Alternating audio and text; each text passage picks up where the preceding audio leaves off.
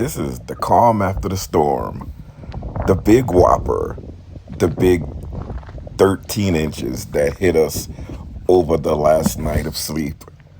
Cleanup is underway on the Smalls RV Adventures. Stay tuned, everybody. I hope you like this one. We had a good time, and it's not over yet. So stay tuned. I hope you like snow.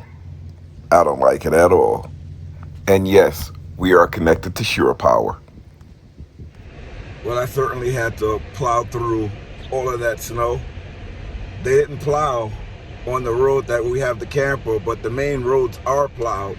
So I had to take the Tahoe just to get out of the mountain, but now I have to come back up into the mountain after they clear everything to get the other car that I use every day. Wow. We didn't know it was gonna snow in a large amount for a few days now. Everyone knew, and it was like very, very strange that the maintenance staff here did not plow the roads or plow the main roads. Well, not the main roads. The main roads are plowed, but the side roads where the people have the campers and everything, they were not plowed. It was like we cleared our way to the major road, but it's not the main road. It's like an artery that leads to the main road, and they didn't clear it. I'm so amazed at that. You know, I called a few times and still no one got back to me. I left a few messages, but that's amazing. Here's part of the main road, you know, it's clear. You know, you should see the road where I'm at. It was not cleared at all. You had like 3 feet of snow. Well, it's not 3 feet, it's like a foot of snow all along the path where I had to power through. There were some cars stuck earlier, but they managed to get out and get into like a driveway. But wow, it's like, this is really unsettling for me. All the money you have to pay and the roads weren't cleared. Man, let me know in the comments if you guys experienced some of the same things. Luckily, I have this Tahoe where I was able to get out. That's the lake I always go to. You can't even get in there. Sorry, I'm usually not this annoyed ever in life, but I really don't like irresponsibility on this scale. I mean, you have so many people that have to go out to work to support their families.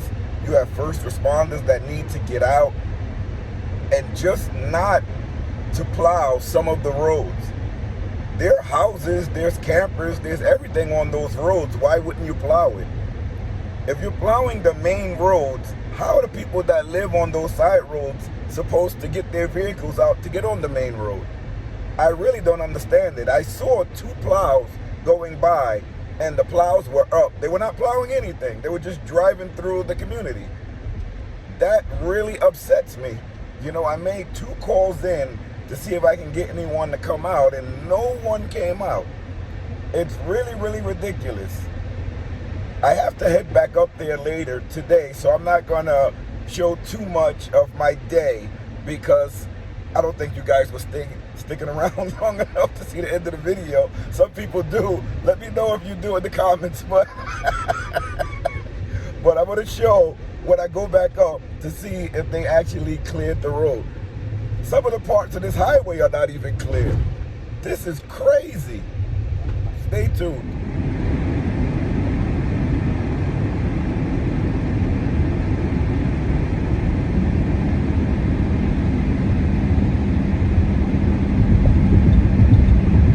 I've been looking at the forecast for the next couple of days, like the next 7 days, and where the trailer is, it's supposed to stay in the freezing zone, like under 32 degrees for the high. The lows are like maybe in the teens, the highs are in the 20s. So with this amount of snow, I don't know if we're gonna be able to get the trailer out for a trip that we have planned. I'm gonna see. But with the temperature this low, there's no chance for the snow to melt, you know. So it's like you can plow the snow off the roads, but you have to put it on the sides of the roads. And it's not enough room to get the trailer out. But we're gonna see. I couldn't even dig the trailer out. I had to dig the pathway for the cars, but I couldn't dig the trailer out. I have to do that probably tonight, because I do have to go back because I took this car. So I'm gonna try to get that done and see if there is enough room to get the trailer out, which I don't think. Last time it was this so much snow, even a little less snow, I couldn't get the trailer out. So I don't think it's gonna be any different this time around, but we'll see. I don't know if you guys can see all of that snow that's out there. That's on the side of the road. Plenty of snow to go all around. This is one of my best scenes during this route. You know, I like these turns. Comes out somewhat special in the videos, but it's even more special when you're seeing it without the video. Just looking through it live through your own eyes. The turns, just driving through the mountains. And after reading about this area, this is like the Delaware Water Gap. This is like a natural separation of the mountain where the water just goes right through it. And I'm guessing that's how it got its name.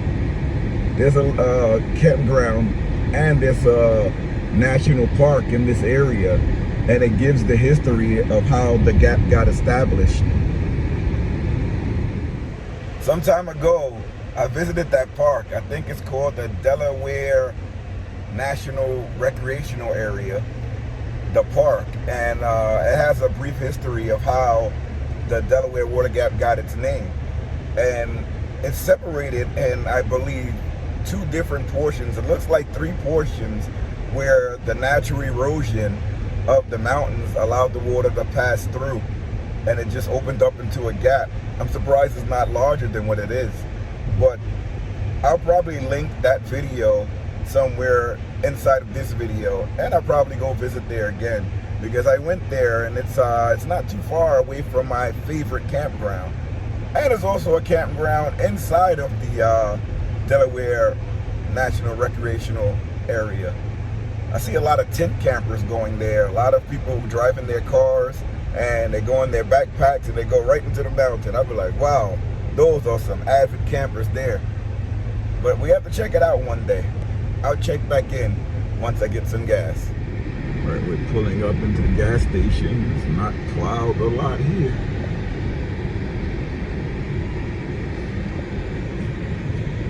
That's strange that this is not plowed. This is usually plowed a lot.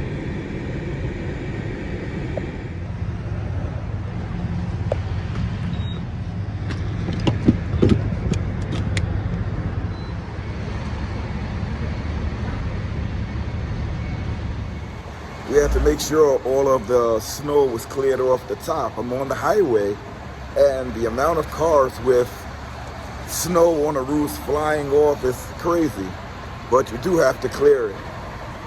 The total for taking a Tahoe, $52.82 for 16 gallons, and I'm gonna have to fill it back up for my wife. All right, so the gas station is not plowed too much, so I'm gonna have to use my car's ability to get out.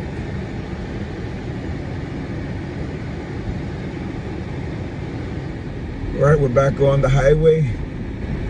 Luckily we have road that is clear. That gas station was not clear, and then a big truck came and was getting gas next to me, or diesel, and they parked so close to me. I'm just like, oh man. I had to drive into the unplowed snow to get out, but this car is fully capable. There's nothing more beautiful than a clear highway. You know how nice this is when you have a long destination to go and there's nothing but free space in front of you. Oh, that is a lovely feeling. All right, we're back at the trailer just to show you. Still packed with snow. Still have to go in here and turn on the heat, so take you guys with me. Hopefully I don't fall down. I'm gonna turn on the heat. Look at the stairs. Stairs are all messed up, but we gotta get in there somehow. Okay, so I made it inside the trailer. I'm gonna see what temperature it is in here. I didn't have time to turn on the heat before I left. And you know, with the lithium batteries, you don't want it to go below freezing. And right now the temperature is right above that freezing point. I'll let you guys see it. So the temperature right now is at 34, so it's still good. The camper holds in the heat very well, but we're gonna get this temperature up by like 50 degrees. Whenever it's snowing, the way that it is, we have to bring in the slides. So everything is like constricted in here because of the slides are in. But hey, it is what it is. I'm gonna turn on the heater and then, I'm going to bed. So I use the electric heat. We are plugged into shore power. I put the timer on for 8 hours, and this is oscillating heat. It will bring the camp up by like 20 degrees in about an hour or so. So that's how I keep the camper warm, keep the batteries warm. Whenever the temperature drops, we keep this thing on a timer. I just didn't have enough time to set it on a timer to keep everything warmed up. But usually the temperature doesn't stay that cold for that long. It will hold in here to about 40 to 34 degrees above the freezing point for like a week.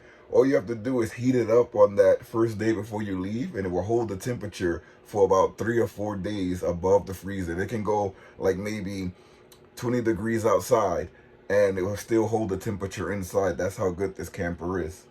But that's all for today. I'm going to bed. I'm tired. Thanks for staying with me for this long. If you stayed to the end of the video, please consider subscribing. Hit the comment button. Let me know about your stories, what you did during this winter storm. And likes are for free. Check out our Amazon storefront. You can see all of these products that we use. Even the cameras, the microphones, everything that we use is in our Amazon storefront. Check out the Amazon, not the Amazon, why am I talking about Amazon? The Smalls RV Adventure shop. You're going to see links in the description. Also below or to the side of this video, you'll see the Smalls RV Adventure shop. So that's all I got from you this week. Hope you guys enjoyed it. Hope you guys stayed safe. Get out there, have some adventures. You can do it wherever you have. Camper, car, truck, tent. Just have some fun. Until next time, see you later, everybody.